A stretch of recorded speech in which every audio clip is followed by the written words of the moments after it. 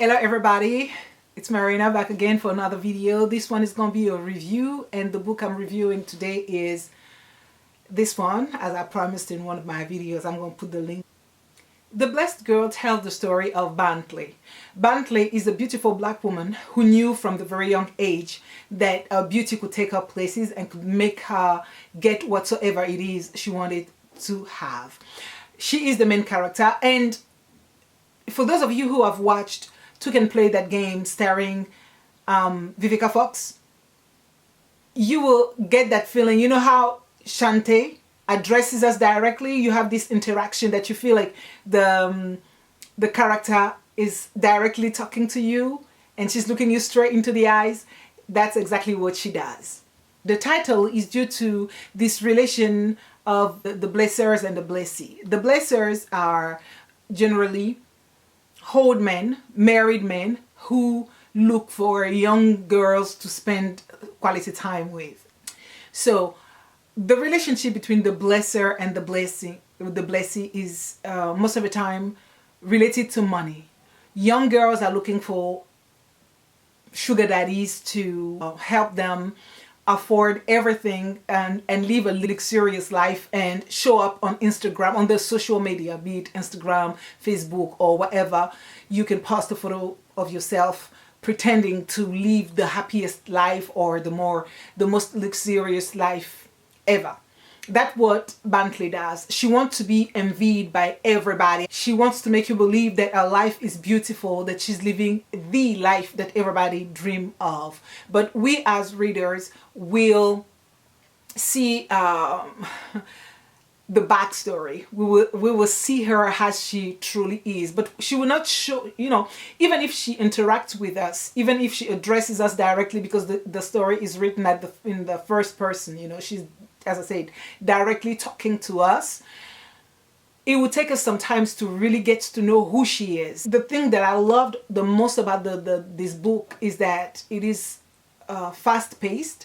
So the more you read, the more you learn, and you want to read. The more you read, the more you want to know about her. And I love the way she did it, because sometimes Bantley stopped talking to us, and then she comes back.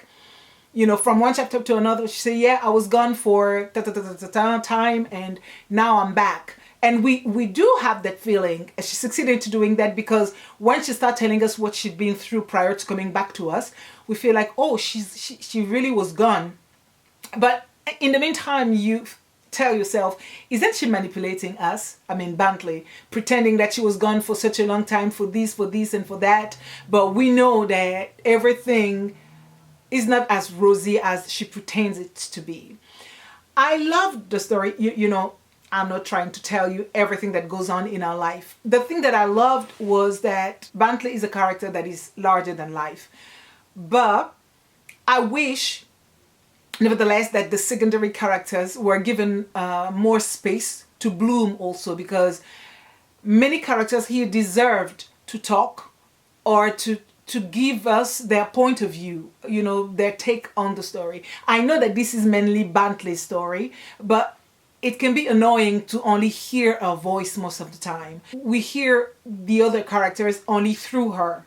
We know their feelings and emotion through our prisma, which wasn't satisfying for me. I wanted to hear them speak for themselves, tell us exactly how they felt in front of what she was doing, what they thought of her, because she was giving us our conception of what people thought about her, or what a friend thought of her. But I wanted them to speak. And there's a couple in here also that I wanted to see grow and expand and talk or whatever. So that was the thing that I missed the most, the secondary characters. They were brilliant, they were interesting, but they weren't really developed. Because of that, I felt like Bantley was taking too much space in the story.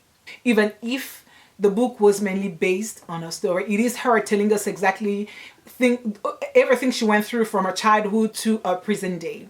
Another thing that I didn't like is the cliche. I felt like it was a cliche because I'm seeing it in many South African novels when they're dealing with Nigerian characters, but I'm not going to say much more. I'm going to leave it to you to read the novel and tell me if you think that it is fair or it is normal.